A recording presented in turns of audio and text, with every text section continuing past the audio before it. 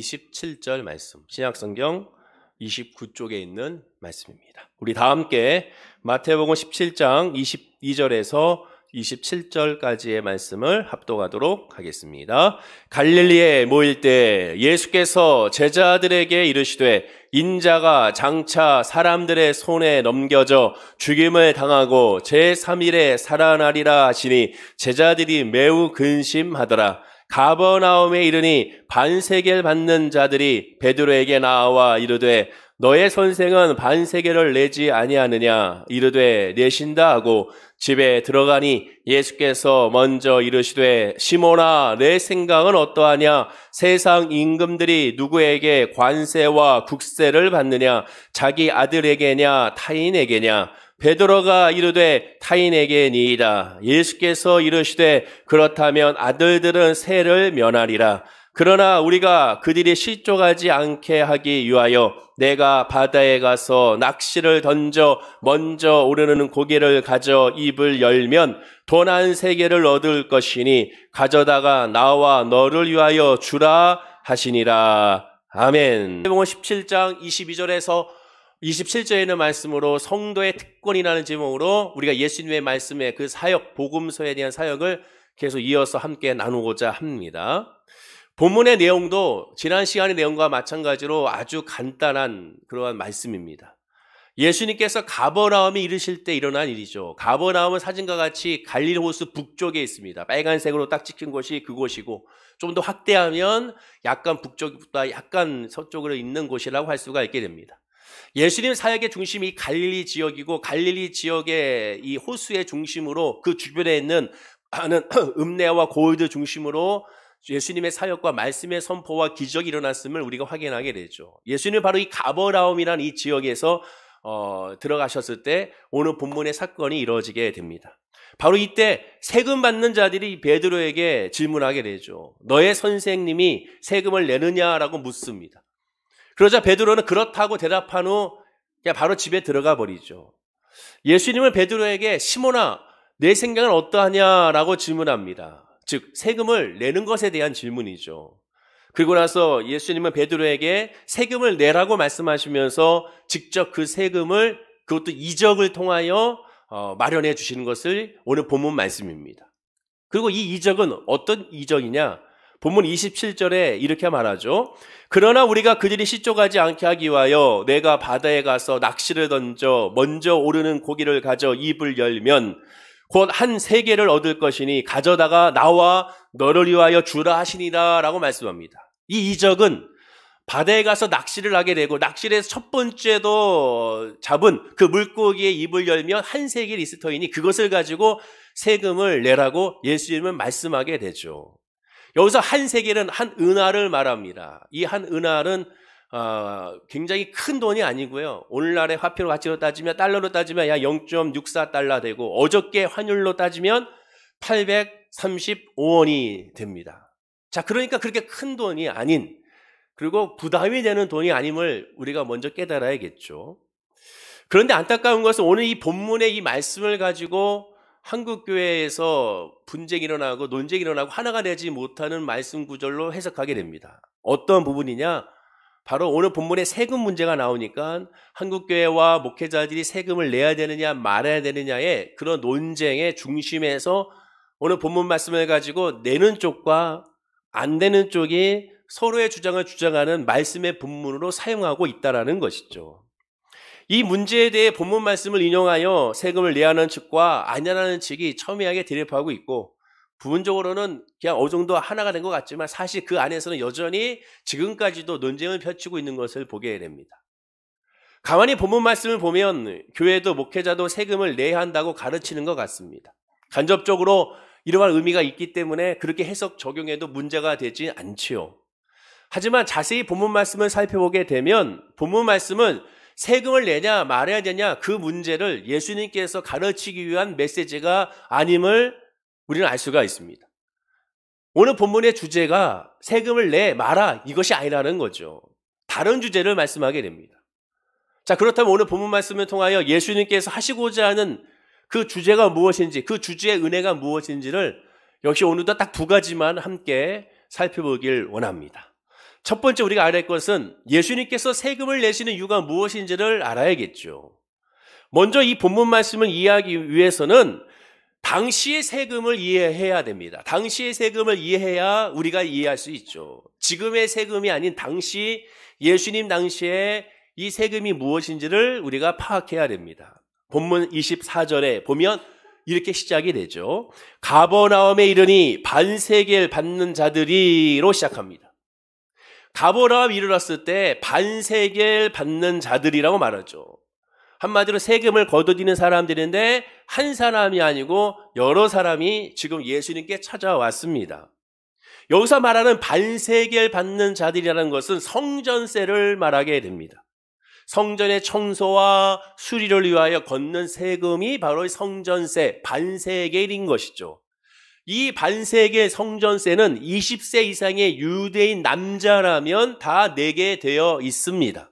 여성이 아닙니다. 남자들만 20세 이상이 되면 이 성전세 반세겔을 내게 됩니다. 따라서 이 반세겔은 성전세고 성전세는 20세 이상의 이스라엘 남자들에게 부과된 세금이라고 할 수가 있죠. 하지만 본문에 성전세라고 말하니까 성전세라는 세라는 단어를 사용하다 보니까 오늘날 교회와 목회자의 납세로 생각하는 경우가 있습니다. 즉 오늘날의 세금처럼 생각하는 경우가 있습니다. 하지만 아닙니다.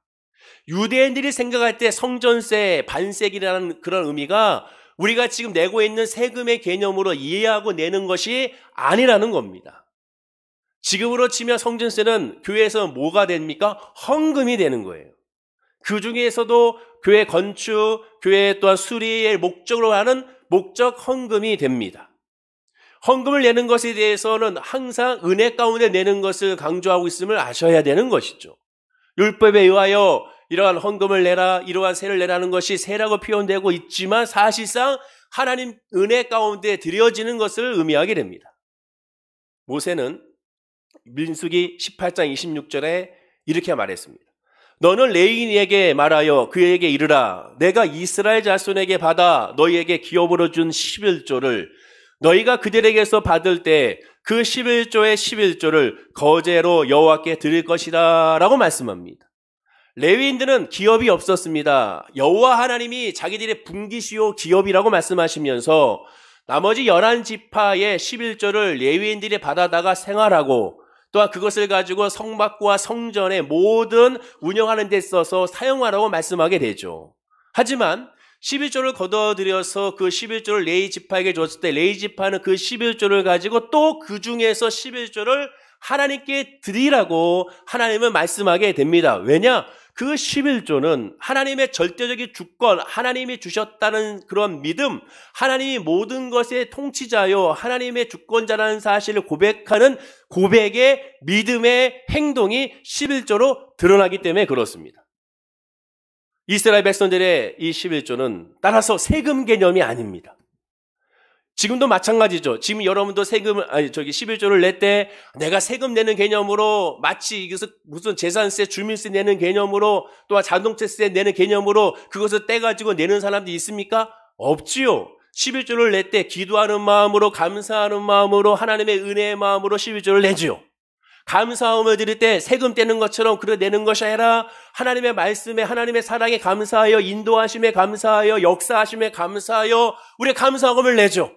마치 세금 내는 것처럼 아까운데 하면서 내는 사람이 없습니다. 만약에 그렇게 낸다면 하나님께서 받지 아니하신다고 성경은 말씀하게 되죠.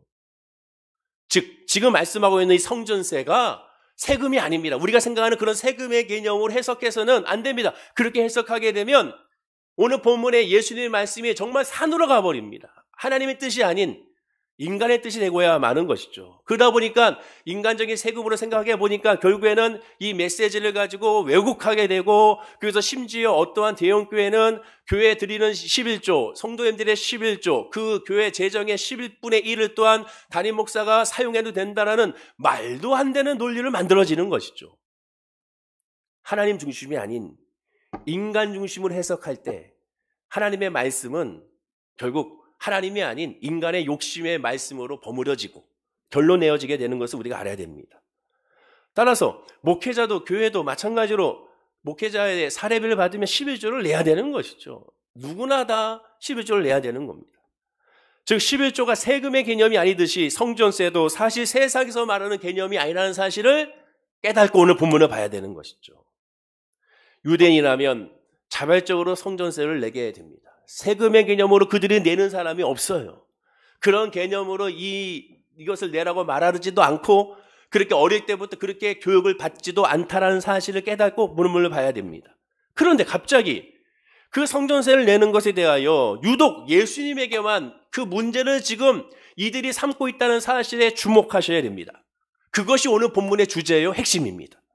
성전세를 내느냐 안 내느냐가 아니라 왜 예수님에게 모든 유대인들이라면 다 내는, 다 감사함으로 드려지는 이 성전세를 왜 문제 삼는지 그 의도가 무엇인지에 대하여 우리가 생각해 봐야 되는 것이죠. 예수님도 그것에 집중했습니다. 예수님이 누굽니까? 다윗 가문의 자손, 다윗의 자손이죠. 그래서 이스라엘 백성들이 다윗의 자손 예수여 나를 불쌍히 여기소서 다윗의 자손이여 호산나 호산나 찬양하지 않았습니까? 예수님은 다윗의 자손입니다. 다 알고 있어요.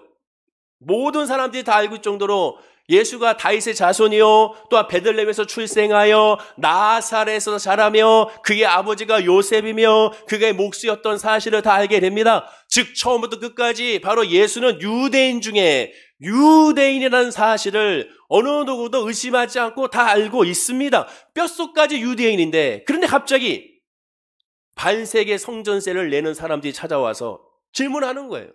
너의 선생은 반세계를 내지 않느냐? 이 얘기는 뭡니까? 단순하게 성전세를 내느냐 내지 않느냐 그 문제가 아니라 한마디로 너의 선생은 유대인이냐 유대인이 아니냐 이렇게 질문하는 거예요.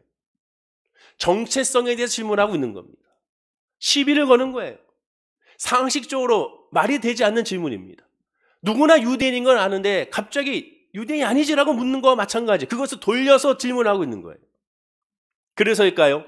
베드로는 이 황당한 질문에 대하여 아주 평범하게 답합니다. 대수롭지 않게 답해버려요. 뭐라고 대답합니까? 본문 25절에 보십시오. 이렇게 말하자. 이르되 내신다. 간단하게 내신다. 하고 집에 들어가 버립니다. 여러분 베드로가 어떤 사람이에요? 다혈질 사람이죠. 흥분하는 사람이죠. 자기가 생각할 때 불이라고 생각하면 물불 가리지 않는 사람이 베드로지 않습니까? 근데 이 질문을 들었을 때 와 황당하고 이 말도 안 되고 이거 모욕적인 그런 질문이라는 것을 깨달았다면 베드로는 그 자리에서 가만히 있지 않았을 것입니다. 예수님이 겟세마네 동산에서 기도하고 내려오실 때 성전 수비대가 예수님을 잡으려고 했을 때 어떻게 했습니까? 그 자리에서 칼을 빼서 말고의 종에게 어떻게 했습니까? 완전히 귀를 잘라버렸잖아요. 자기가 생각할 때 아니라 생각하면 흥분하여 앞장서는 사람이었습니다. 그런데 베드로는 이 얘기를 듣고서도 흥분하지 아니하고 그냥 내신다 하고 집에 들어가 버려요. 왜? 모르는 거예요. 이 질문의 의도를 모르는 거예요. 대수롭지 않게 여긴 거예요. 그냥 간단하게 질문한 거 생각한 겁니다. 당시 세금을 거두는 사람이라면 지금도 마찬가지지만 지금도 국세청에 있는 사람이나 회계사들 무식한 사람입니까? 똑똑한 사람이죠. 많이 배운 사람이죠. 당시도 마찬가지예요. 세금을 거두는 사람은 아무나 세우지 않습니다. 특히 성전세를 거두는 사람은 지성적으로 영성 가운데 있는 사람들을 세워서 세금을 거둬들이게 하죠. 성전세를 거둬들이게 합니다. 그런 사람들이 쓸데없는 농담거리로 이렇게 얘기하거나 예수님에게 밀린 세금을 독점하기 위하여 이런 식으로 말하는 것이 아니라는 것이죠. 그런 사람들도 아닙니다. 자, 다시 본문 24절을 보십시오.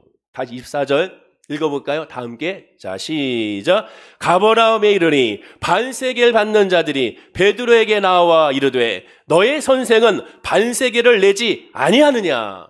자, 보십시오. 너의 선생은 반세계를 내지 아니하느냐? 부정의문문입니다. 공동번역으로 보면 당신네 선생님은 성전세를 바칩니까? 라고 질문하죠. 자, 이 질문의 핵심 뭡니까? 바치지 않을 것이라는 것을 전제로 질문하는 것이죠. 안 바칠 거야. 그 얘기는 예수는 유대인이 아니야. 이 말입니다. 심각한 질문이죠. 반세계를 받는 자들 한 사람도 아닙니다. 자들이라고 했으니까 최소한 2명 이상이 몰려와서 이 질문을 하고 있는 거예요. 단순하게 세금이 지불에 대한 질문을 넘어서서 예수님이 정말로 유대인이냐? 자, 예수님이 유대인이냐는 이 질문은 나아가 예수님이 유대인이 아니라면 여호와 하나님의 신앙이 없다는 것을 의미합니다. 즉 예수 너의 선생은 여호와 하나님의 신앙이 없지, 이것을 질문하고 있는 것이죠. 굉장히 모욕적인 질문이죠. 베드로는 그 질문을 그냥 넘어갔지만 예수님은 그 질문의 의도를 아시기에 쉽게 넘어갈 수가 없습니다. 심각한 거니까. 그들의 의도를 잘 아니까, 그들의 교묘한 그들의 그 말을, 그들의 마음속 깊은 곳을 누구보다도 하나님은, 예수님은 아시니까. 그러니까 어떻게 반응합니까? 자, 성경은 정말로 정밀한 기록이에요. 놀라워요. 한번 보십시오. 25절에 이렇게 말하잖아요. 이르되 내신다 하고 집에 들어가니. 자, 베드로는 그냥 들어갔어요. 근데 예수께서 어떻게 했어요? 먼저 이르시되. 베드로는 그냥 쉽게 들어갔으나 예수님은 그냥 들어갈 수 없죠. 예수님은 그냥 넘어갈 수 없습니다. 그러니까 먼저 이르시되. 그만큼 먼저라고 말씀한 것처럼 그들의 의도를 파악하여 베드로에게 알려주고자 하는, 가르치고자 하는 마음이 있음을 알게 되는 것이죠. 지금도 그렇지만 유대인들에게 있어서 가장 유대인다운 것은 뭡니까? 여호와 하나님의 신앙입니다. 예전에 유대인은 어머니가 유대인이어야 완전한 유대인이 됐습니다. 그냥 오늘날의 유대인은 여호와 하나님의 신앙이 있으면 다 유대인으로 여겨지게 됐습니다. 좀 달라졌죠. 하지만 변하지 않는 것 딱 하나는 뭡니까? 여호와 하나님의 신앙이 가장 유대인의 정체성을 갖는 중심이 되는 것이죠. 여호와 하나님은 아브라함의 하나님, 이삭의 하나님, 야곱의 하나님이라는 것을 믿는 것이고, 출애굽으로 구원하시고 모세에게 율법을 주신 여호와 하나님을 믿는 것이며, 그들에게 있어서의 그 하나님이 주신 율법을 빼버리면 유대인이 아니라는 것을 깨닫는 것이 유대인의 존재요, 유대인의 정체성입니다. 그러면 유독 예수님에게 이 문제로 시비를 거는 것은 결국 왜 그렇게 했는가? 오늘 본문이 있기까지 예수님이 사역하면서 강조한 것이 뭡니까? 첫째는 회개하라 천국이 가까웠느니라를 제일 먼저 말씀하셨고, 두 번째는 뭐라고 말합니까? 내가 바로 하나님의 아들이라고 말하죠.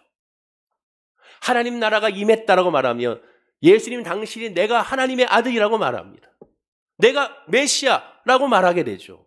그러니 유대인들, 종교 지도자를 비롯한 유대인들의 입장에서는 기가 막힌 것이죠. 무슨 소리야? 자기가 하나님의 아들이라고 말하고 있어. 이건 신성모독이야 라고 생각할 수밖에 없죠.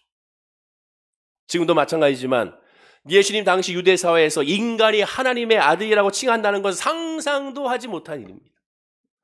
신성모독죄로 사형감이죠. 실제로 예수님이 십자가에 달려 죽게 된 이유 중에 하나가 바로 이 신성모독죄였죠. 동시에 하나님의 나라, 유대인의 하나님의 나라가 임했다고 말했기 때문에 그렇습니다. 그러나 더 근본적인 이유 중에 하나는 예수는 정식 랍비 교육을 받지 않고 랍비 행세를 했다는 것이죠. 오늘날로 따지면 정식 신학교에서, 인가받은 신학교에서 공부하지 않고, 신학 공부하지 않고 자기가 스스로가 목사 안수를 받고 자기 스스로 목사라고 하여 개척하여 또한 교회 목회를 하는 사람들이라 할 수가 있게 됩니다. 지금도 이 사회 구조에서는 그렇게 하면은 이단으로 몰릴 수도 있죠. 당시 예수는 랍비 교육도 받지 않았습니다. 정통 교육도 받지 않았고 정통의 스승에게 또한 교육도 받지 않았습니다. 동시에 누구나 예수가 누군지는 압니다. 그의 아버지가 요셉인 것도 알고 있고, 그가 늘 했던 일이 아버지에 따라서 목수였던 것을 다 알고 있고, 또 어릴 때부터 혹 랍비 교육을 받았다면, 또한 어릴 때부터 말씀을 계속 가르쳤다면 모를까, 그가 30살 때까지 했던 것은 목수의 일이었다가 어느 날 갑자기 자기가 하나님의 아들 그리스도 메시아라고 말하면서 30살 때부터 갑자기 사람들을 몰려다니면서 기적을 일으키고 또한 복음을 전하고 있으니 유대 종교 지도자 입장에서는 말이 안 되는 것이죠. 분노하게 되고 증오하게 되는 것이죠. 예수가 인기가 올라가면 올라갈수록 그에 따라서 유대 종교 지도자들은 예수를 더 죽이려고 한 것이죠. 그렇기 때문에 빌라도 법정에서 예수를 유대인의 왕이라고 자칭하는 죄목으로 고발한 것을 우리가 알게 됩니다. 자, 그런데 한번 생각해 보십시오. 유대인들이 빌라도 법정으로 예수를 데려간 이유가 무엇입니까? 왜 데려갔을까요? 흔히들 생각하기를 유대 종교 지도자들이 사형권이 없기 때문에 그렇다라고 많이들 생각합니다. 물론 맞긴 해요. 하지만 로마 당국은 종교적인 것에 대해서는 간섭하지 않았습니다. 그들의 문화, 종교는 타치하지 않았어요. 로마 황제를 숭배하고 로마 황제를 섬기는 것에만 방해가 되지 않는다면 그들의 문화와 종교는 인정해 줬습니다. 당시에도 마찬가지예요. 사형권이 없긴 했지만 그들의 종교적인 문제에 대해서는 사형권을 인정해 줬습니다. 그 대표적인 예가 뭐예요? 스데반 집사. 스데반 집사를 로마 당국에 말하지도 아니하고 고발하지도 아니하고 그 자리에서 바로 사도 바울이 사울이었을 때 앞장서서 그 자리에서 돌로 쳐 죽였습니다. 사형권이 없었던 것이 아니에요. 사도 바울은 사울이었을 때 유대 종교 지도자들의 또한 권한을 가지고 세상의 이방 나라의 땅까지 가서 예수 믿는 사람들을 잡으러 가지 않았습니까? 그들은 사형권이 있었습니다. 예수를 잡아 죽일 수 있었어요. 하지만 그렇지 않고 빌라도 법정으로 보내죠. 왜? 거기에 유대 종교 지도자들의 사악함이 있죠. 당시 로마 제국은 다시 얘기하지만 황제 숭배가 있기 전이기 때문에 그들의 식민 지배의 모든 종교와 문화를 인정해 줬습니다. 따라서 그들에게 있어서는 다뤄 죽일 수 있지만 일부러 빌라도 총독에 보낸 것은 바로 예수님이 유대 대중들에게 인기가 있었기 때문에 그렇죠. 혹 자기들이 예수를 잡아 죽이게 되면 바로 스데반 시사처럼 죽이게 되면 행여나 유대 대중들이 들고 일어나서 자기들에게 또한 여러 가지 항의를 하고 그런 말이야 자기들의 기득권이 무너질까 염려하여 바로 빌라도 총독으로 보내버린 겁니다. 왜? 로마에게 사형권이 있는데 그 사형권은 바로 십자가의 처형이기 때문에 그렇죠. 십자가의 처형은 바로 다음 사진과 같은 처형이었습니다. 우리가 생각하는 예수님의 십자가의 처형이 아니에요. 발가벗긴 채 다리를 아주 가지런히 펴가지고 못 박힌 것이 아닙니다. 지금 같은 상황으로 못 박힌 것이 바로 역사적인 예수의 처형 방법이에요. 그리고 고고학적 발견에 의하면 이렇게 발목을 이런 옆으로 해가지고 박아서 십자가에 처형을 했습니다. 그러니 고통이 더 상당할 수밖에 없게 되는 것이죠. 로마에 항거하는 사람들 본보기로 이렇게 십자가에 처형을 했습니다.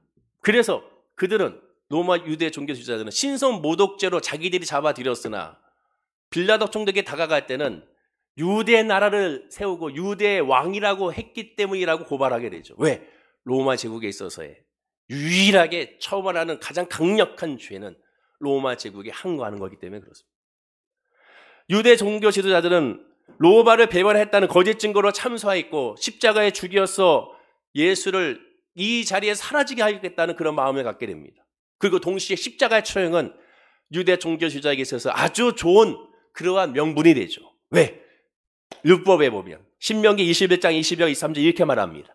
사람이 만일 죽을 죄를 범함으로 내가 그를 죽여 나무 위에 달거든 그 시체를 나무 위에 밤새도록 두지 말고 그날에 장사하여 내 하나님 여호와께서 내게 기업으로 주시는 땅을 더럽히지 말라. 나무에 달린 자는 하나님께 저주를 받았습니다. 십자가가 나무죠. 나무에 달린 자는 하나님께 저주를 받았다. 유대 종교 지도자들의 입장에서는 예수를 빌라도의 총독에 넘겨서 죽이게 하고 나무에 달려 죽게 함으로 말미암아 보라! 너희들이 추종하고 너희들이 믿은 저 예수는 하나님께 저주를 받아 저 십자가에 달려 죽지 않았느냐? 그러니 그가 어찌 메시아요? 그러니 그가 어찌 유대의 하나님 나라의 하나님의 자녀가 아들이 될 수 있느냐라는 증거로 삼으려고 했던 것이고 행여나 잘못되어요. 그들이 밀란이 일어나게 되면 우리 탓이 아니다. 우리는 안 죽으려고 했으나 바로 우리는 사형권이 없으니 로마에게 보낼 수밖에 없었고 그들이 죽인 것이다라고 핑계를 대려 했던 것을 보게 되죠. 얼마나 사악합니까? 그들의 마음에는 오직 예수를 잡아 죽일 생각이고 예수를 잡아 죽일 생각의 일환으로 오늘 본문에 질문하고 있는 거예요. 본문 25절과 26절에 예수님이 이러한 생각을 모르지 않죠. 이것을 다 알기 때문에 베드로에게 가르치는 겁니다. 자, 뭐라고 말씀하실까요? 읽어볼까요? 다 함께 시작. 이르되 내신다 하고 집에 들어가니 예수께서 먼저 이르시되 시몬아 내 생각은 어떠하냐? 세상 임금들이 누구에게 관세와 국세를 받느냐? 자기 아들에게냐 타인에게냐? 베드로가 이르되 타인에게니이다. 예수께서 이르시되 그렇다면 아들들은 세를 면하리라. 아들들은 세를 면하리라. 예수님은 세상 임금들은 자기 아들에게 관세, 인두세, 지금으로 말하면 재산세, 주민세를 받지 않는다고 말합니다. 그렇죠. 오늘도 마찬가지죠. 사우디아라비아의 왕족이 아들이 몇 명인지 아십니까? 이번에 카타르 올림픽 때 자료를 보니까 사우디아라비아의 무려 왕족 아들만 5,000명입니다. 그 5,000명의 그 왕족들이 세금을 다 안 내요. 왜? 왕족이니까. 오늘 본문에 그 얘기를 하려고 있는 거예요. 지금도 그렇지만 과거도 마찬가지입니다. 임금들 자기 아들이 세금을 받지 않는다라고 말씀하게 되죠. 마찬가지로 성전세도 동일한 원칙으로 적용돼야 한다고 말씀하게 됩니다. 즉 성전의 주님은 하나님이시고 하나님은 자기 아들에게 성전세를 내라고 할 필요가 없다라는 것이죠. 그러나 예수님은 이 말씀하시고 다음과 같이 설명합니다. 27절입니다. 읽어볼까요? 자, 시작. 그러나 우리가 그들이 실족하지 않게 하기 위하여 내가 바다에 가서 낚시를 던져 먼저 오르는 고기를 가져 입을 열면 돈 한 세겔을 얻을 것이니 가져다가 나와 너를 위하여 주라 하시리라. 그런데 예수님은 안 내도 돼. 나는 하나님의 아들이니까. 그런데 사람들의 실족, 오해를 막기 위하여 성전세를 내겠다라고 말씀합니다. 이게 뭔 말인가? 예수님이 그럼 뭐가 실족하기 때문에 그렇다고 하시는 것인가? 그 실족이 뭔지를 알아야죠. 혹 세금을 안 내게 되며 돌로 처형당할 것을 결정적인 비밀을 제공하니까 그것을 제공하기 싫어서 그렇게 한 것인가? 아니죠. 오늘 본문은 예수님이 십자가 달려 돌아가시기 딱 한 달 전의 사건입니다. 한 달만 지나면 예수님 십자가에 죽으시고 부활하세요. 그럼 굳이 이럴 필요는 없죠. 세금을 거두는 시점으로 따지면 십자가 달리기 겨우 한 달 전이기 때문에 그럴 이유가 없습니다. 그럼 왜 그럴까? 아주 간단하죠. 성전세를 누가 내라고 했는지 살펴보십시오. 성전세를 누가 내라고 했습니까? 반세를 걷는 자들이 내라고 합니까? 아니죠. 성전세를 내라고 했던 주체가 누구예요? 하나님이잖아요. 모세를 통해 주신 율법이잖아요. 예수님은 오해하고 있는 이스라엘 백성들과 유대 종교 지도자들에게 예수님은 이렇게 가르쳤습니다. 마태복음 5장 17절입니다. 자, 읽어보겠습니다. 시작. 내가 율법이나 선지자를 폐하러 온 줄로 생각하지 말라. 폐하러 온 것이 아니요 완전하게 하려 함이라 라고 말씀하게 되죠. 예수님은 율법을 파괴하러 오신 것이 아니에요. 완성하러 오셨습니다. 예수님이 성전세를 바치지 않는다면 어떻게 되었든 성전 제도를 부인하게 되는 거죠.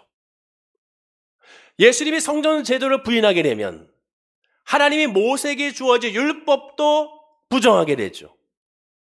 모세의 율법을 예수님이 부정하면 구약 성경을 부정하게 되죠. 구약 성경을 부정하게 되면 거기에 예언된 계시된 메시아에 대한 예언이 다 부정하게 되죠. 그러면 그 모든 것들이 부정하게 되면 결국 예수님을 부정하게 되는 겁니다. 자기의 자신을 부정하게 되는 거예요. 내가 누군지를 예수님은 계속 물어보고 있는데 너희는 나를 누구라 하느냐라고 말하면서 예수가 계속 누군지를 메시아 그리스도라는 사실을 계속 말씀하고 계속 가르치고 있는데 그것에 대하여 부정하게 되는 거예요. 예수님은 율법을 폐하러 오지 않았습니다. 완성하러 왔어요. 근데 무슨 오해가 있습니까? 당시 유대 종교 지도자들이 유대인들이 철저하게 지키고 있었던 것이 율법이었습니까? 아니에요. 율법이 아닌 613가지의 율법을 철저히 지키는 것이 아니라 617가지의 율법이 아닌 율법을 잘 지키기 위하여 자기들끼리 만든 자기들끼리의 율법을 더 철저하게 지키려고 했었습니다. 예수님은 그것이 답답한 것이죠. 그래서 율법을 완성하러 온 거예요. 너희들이 만드는 율법을 제해버려. 너희들의 규칙을 제해버려. 하나님의 마음이 하나님의 율법을 지키라고 말씀하게 되는 거죠. 예수님은 지금 세금을 내겠다는 것은 여호와 하나님의 신앙이 없다는 오해를 없애는 단순한 목적이 아닙니다. 예수님의 세금을 내겠다는 그 목적의 하나는 오직 하나입니다. 예수가 그리스도 메시아라는 사실을 알게 하기 위하여 세금을 내겠다는 거예요. 성전세를 내겠다는 거예요. 이 땅에 오신 목적이 무엇인지를 깨닫게 하기 위하여 세금을 내겠다는 겁니다. 즉 완벽한 인간으로 오신 예수, 동시에 100% 하나님이신 예수, 그 예수를 증거하겠다고 지금 말씀하게 되는 것이죠. 결국 예수님이 세금을 내는 것은 내가 누군지를 깨닫게 하기 위하여, 정체성을 깨닫기 위하여 세금을 내시겠다는 겁니다. 그럼 두 번째, 그러면 예수님께서 베드로에게 말씀하신 그 주제는 뭘까? 예수가 누군지를 알기 위하여 세금을 내겠다는 것은 알겠는데, 그러면 지금 말씀하고 있는 이 모든 것들은 그 주제는 그럼 거기서 끝나는 것인가? 본문 26절에 이렇게 말씀합니다. 역시 한번 읽어보겠습니다. 자, 시작. 베드로가 이르되 타인에게니이다. 예수께서 이르시되 그렇다면 아들들은 세를 면하리라. 자, 성도 여러분, 이 말씀에서 예수님이 베드로를 어떻게 대우하고 있습니까? 아들들은 복수죠. 아들들은 복수하고 있습니다. 놀랍게도 예수님은 베드로와 함께 아들들이라고 비유로 설명하게 됩니다. 한 묶음으로 너와 나는 하나님의 아들이야, 이렇게 말하고 있는 거예요. 자, 본문 27절에 다시 읽어봐야겠습니다. 자, 20절에 다시 읽어볼까요? 자, 시작. 그러나 우리가 그들이 실족하지 않게 하기 위하여 내가 바다에 가서 낚시를 던져 먼저 오르는 고기를 가져 입을 열면 돈 한 세기를 얻을 것이니 가져다가 나와 너를 위하여 주라 하시니라. 예수님은 나와 너를 위하여 주라고 얘기합니다.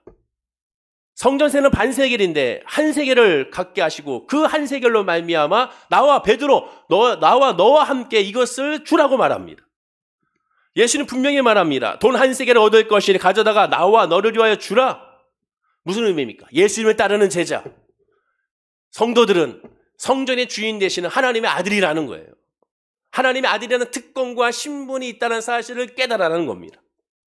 예수님은 이미 말씀하셨어요. 예수님의 사역의 초기에 이미 이 말씀을 우리에게 해주셨습니다. 또한 예수님은 또한 요한을 통하여 이 말씀을 우리에게 주셨어요. 요한복음 1장 12절과 13절입니다. 자, 읽어볼까요? 시작. 영접하는 자, 곧 그 이름을 믿는 자들에게는 하나님의 자녀가 되는 권세를 주셨으니 이는 혈통으로나 육정으로나 사람의 뜻으로 나지 아니하고 오직 하나님께로부터 난 자들이니라. 예수는 믿음과 동시에 그 이름을 믿는 자들에게 하나님의 자녀가 되는 특권을 줬다고 말합니다. 우리의 정체성을 알라는 거예요. 베드로야, 너의 정체성을 깨달아라. 베드로야, 너는 누군지를 알아야 된다. 그래야 된다고 말하게 되는 것이죠. 하나님의 자녀라는 그런 특권이 저와 여러분에게 있다는 사실을 알라는 거예요. 즉 오늘 본문의 주제는 결국 세금 내지 마라, 이게 아니라 첫째는 예수님의 정체성을 얘기하고 둘째는 성도의 정체성을 예수님은 설명해 주고 있게 되는 겁니다. 교회 세금 내, 납세자들 또한 목회자들 세금 내, 이 말씀이 아니라는 거죠. 본문 말씀을 하나님은 분명히 그렇게 말하고 있는 거예요. 그런데 안타깝게도 이 본문 말씀을 가지고 하나님의 아들의 신분이기에 베드로는, 지금으로 치면 목회자는 베드로와 마찬가지로 사실상 세금을 내지 않아도 되지만 예수님이 말씀한 것처럼 실족할 수 있으니 오해를 막으려고 마지못해 내고 있음을 내야 한다고 이해하는 사람들이 있습니다. 말도 안 되는 거죠. 성경은 교회와 목회자들의 면세를 가르친 적이 없습니다. 미국이나 영국에서도 목회자의 사례비에도 소득세를 부과하는 까닭이 그것이고, 그래서 우리 교회도 마찬가지로 세금을 다 부과하고 있죠. 왜 그렇게 합니까? 동일하게 성도의 일환을 보고 동일하게 이 세상의 나라의 국민으로 인정하는 것이죠. 세상을 무시하고 신앙생활을 하는 것이 아닙니다. 하나님은 이 세상 속에서 빛과 소금의 역할을 감당하라고 있죠. 너희들이 예수를 믿고 성령 받았으니 세상과 떨어져 살아. 너희들끼리 살아. 신앙촌처럼 우리들끼리 잘 먹고 잘 살자. 그게 아닙니다. 너희들이 예수 안에 있고 믿음 안에 성령 안에 있으니 예수를 알지 못하고 하나님의 은혜를 깨닫지 못하는 저들 속에 들어가 빛이 되고 소금이 되어 그들에게 빛으로서 그들이 비추고 소금이 되어 짠맛을 내라고 말씀하게 되는 것이죠. 그게 주님의 뜻입니다. 세금 납부는 성도, 즉 국민 한 사람을 마땅히 준수해야 될 의무인 것이죠. 마태복음 22장 20절에 예수님은 확실하게 얘기했습니다. 자, 읽어볼까요? 시작. 이르되 가이사의 것이니이다. 이에 이르시되 그런즉 가이사의 것은 가이사에게, 하나님의 것은 하나님께 바치라. 논쟁할 것도 없습니다. 예수님 말씀했잖아요. 가이사는 가이사에게, 하나님의 것은 하나님의 거예요. 근데 뭘 또 논쟁합니까? 논쟁할 이유가 뭐예요? 욕심이죠. 안 내려고. 욕심. 사도 바울도 예수님처럼 성전세는 물론 관세, 즉 재산세, 국세, 주민세도 다 냈습니다. 그런 일로 전도가 방해되지 않도록, 오해되지 않도록 다 철저하게 냈죠. 우리는 분명히 깨달아야 됩니다. 교회 유익이 있으면 세상의 불법도 은혜로 여겨서는 안 됩니다. 그러다 보니까 많은 교회, 기독교가 무너지고 있죠. 세상의 불법을 저지르면서 그걸 은혜라고 어떻게 표현할 수가 있겠습니까? 다른 사람의 사건과 사고를 어떻게 교회의 은혜로 얘기할 수가 있겠습니까? 예전에 한번 말씀드린 것처럼 예전에 간증 듣다가 깜짝 놀란 적이 바로 성수대교 붕괴였거든요. 성수대교 붕괴가 됐습니다. 얼마나 많은 사람들이 죽었습니까? 무학여고의 학생들이. 근데 한 분이 간증하시는, 자기 사업이 힘들고 어려울 때 성수대교 붕괴되는 거나 그거 있는 고철 처리하는 그런 과정에 그 일을 하면서 살아날 수 있는 계기가 됐다. 말도 안 되는 거죠. 그게 뭐가 은혜예요. 물론 개인적으로 그 사건으로 말미암아 자기 사업에 뭔가 다시 활로를 뚫고 열릴 수 있는 길이 열릴 수 있다고 칩시다. 하지만 그렇게 고백하면 안 되는 거죠. 그건 하나님의 뜻과 하나님의 계획이 아닌 것이죠. 다른 사람의 불행이 나의 기쁨에 초석이 돼서는 안 되는 겁니다. 하나님은 남과 비교한 신앙이 아닙니다. 하나님과의 관계, 1대1의 관계죠. 늘 강조하잖아요. 감사는 하나님과의 감사지 다른 사람과 비교해서의 감사가 돼서는 안 된다. 이번 입시도 마찬가지입니다. 입시의 결과에 따라서 누구는 떨어졌는데 우리 자녀는 되니 감사합니다. 그건 감사가 아닙니다. 믿음 아닌 사람의 감사가 아니에요. 다른 사람은 암에 걸렸는데 나는 암에 안 걸리기까지 감사합니다. 그건 감사가 아닙니다. 같은 버스에 탔습니다. 그런데 교통사고가 났어요. 누구는 죽었는데 나는 살아났으니 감사합니다. 그런 감사가 돼서는 안 되는 거죠. 진정한 감사는 하나님과의 1대1의 감사. 그 하나님 존재만으로의 감사. 하나님의 그 역사하심으로 말미암은 감사. 됐기 때문에 감사, 이루기 때문에 감사, 열매가 맺혀졌기 때문에 감사가 아닙니다. 추수감사 주일날 말씀드렸잖아요. 첫 추수감사에 그때는 열매가 많았기 때문에 감사한 것이 아닙니다. 지금까지 지내온 그 은혜에 대한 감사죠. 하나님이 우리와 함께 하셨기 때문에 그 감사죠. 여호와 하나님 나의 목자시기 때문에 그것 자체로 부족함이 없고 아쉬울 것이 없기 때문에가 감사죠. 그 감사의 목적과 방향성을 깨달아야 되는 것이죠. 즉 예수님은 오늘 본문을 통해 그걸 말씀하고 있게 되는 겁니다. 하나님은 아담이 타락했음에도 불구하고 바로 죽이지 않았습니다. 왜? 그를 사랑하여 그를 구원시키기 위하여, 회개하게 하기 위하여. 하지만 안타깝게도 성경에 아담이 회개한 적이 있나요? 하나님 회개합니다. 이런 구절을 찾아볼 수가 없어요. 하나님의 일방적인 하나님의 은혜요, 하나님의 구원입니다. 죄겁했던 이스라엘 백성들 하나님은 그렇게 그들의 기회를 줬습니다. 그럼에도 불구하고 그들은 정말 신령과 진정으로 하나님께 회개하고 나가는가? 그때뿐이죠. 그럼에도 불구하고 하나님은 계속 일방적으로 그들에게 사랑을 주십니다. 그게 하나님 아버지의 마음이라는 것이죠. 성도는 달라야 됩니다. 우리가 정체성을 깨닫고 하나님의 은혜 가운데서 어떻게 해야 될지를 깨달아야 되는 것이죠. 이 세상에 속해 있지만 완전히 속해 있지 않은 존재가 저와 여러분이라는 사실을 깨달아야 됩니다. 그래서 예수님 말씀하죠. 요한복음 15장 19절입니다.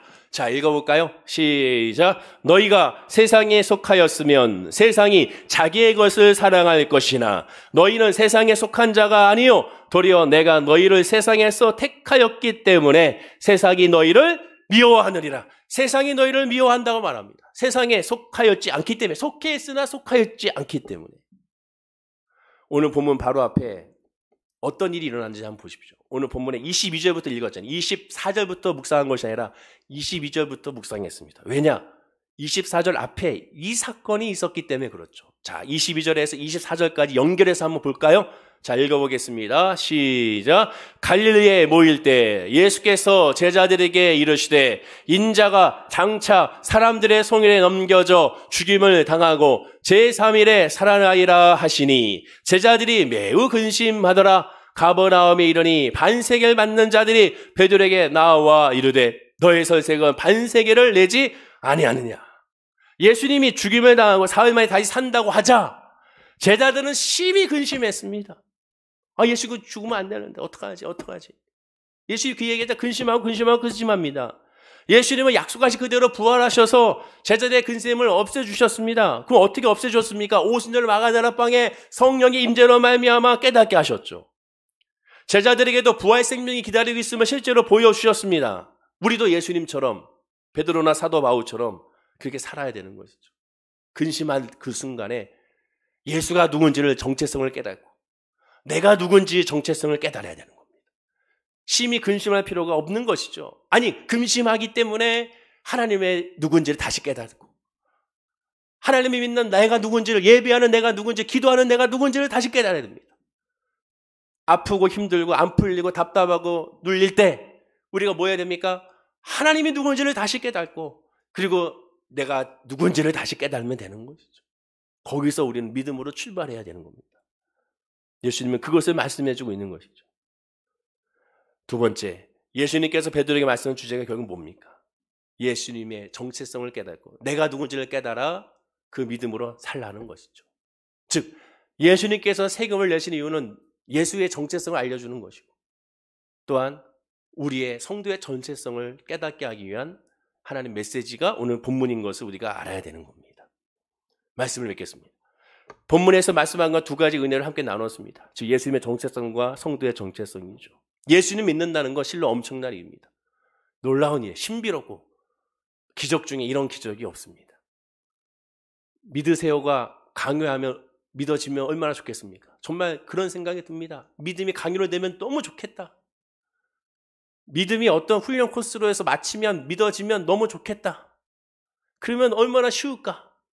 근데 그게 되지 않습니다. 왜? 영적인 부분이기 때문에 그렇죠. 그래서 은혜라고 표현하는 거고 말할 수 없는 주의 크신 은혜라고 표현하는 것이고 설명할 수 없는 주의 크신 사랑이라고 표현하는 거예요. 우리 사랑하는 가족들, 특히 사랑하는 자녀들 예수님 믿음이 얼마나 좋습니까? 근데 그것이 정말 강요로 되면 너무 좋겠어요. 요새 제가 그런 생각 듭니다. 주여 정말 믿음을 강요로 했으면 너무 좋겠습니다. 근데 그게 안 되잖아요. 안 됩니다. 왜?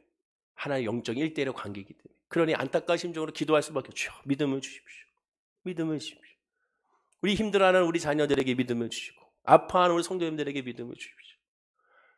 질병 가운데 고통스러워하고 사업으로 힘들고 물질로 힘들고 부동산 장막으로 힘들고 관계로 힘들어하는 분들에게 주여 믿음을 부어주십시오.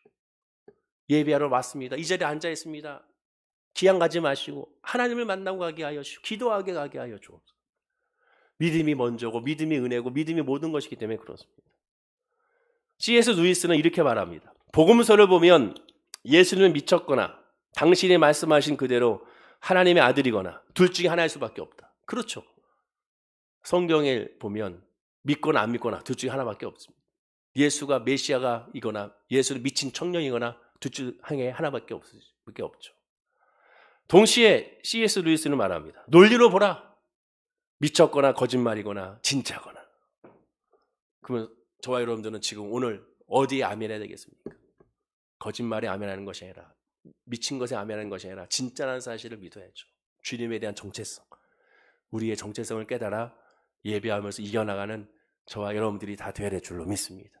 연말 연시 따뜻하고 포근한 그런 때가 돼야 되는데 그러나 경제적으로 너무 힘든 때고 2023년도를 바라보면 지금 나오는 지표들을 보면 은혜의 소식보다는 암흑의 소식만 들려오고 그리고 풀리는 소식보다는 풀리지 않는 소식만 들려오는 지금 현 시점인 것을 보게 됩니다. 이와 같은 때 우리 눈을 들어 하나님을 바라보고 창조주 하나님, 역사하신 하나님을 하나님을 바라보고 그 하나님 믿음 안에서 내가 누군지를 깨닫고 우리 살아가는 성도님들이 누군지를 깨닫고 우리 가족들이 누군지를 깨닫고 우리 교회가 어떠한 사람들의 모임인지를 깨닫고 이 나라 이 민족이 하나님께 기도하는 나라와 민족이라는 것을 깨달아 하나님의 택한 하나님의 백성이라는 깨달아 그 정체성으로 이겨나가는 저와 여러분들이 되어야 될 줄로 믿습니다. 그 믿음으로 나아갈 때 우리는 흔들리지 않고 소망으로 2022년도도 잘 마무리하고 다가올 2023년도를 세상의 시각으로 비전을 바라는 것이 아니라 믿음의 눈으로 비전을 발견하는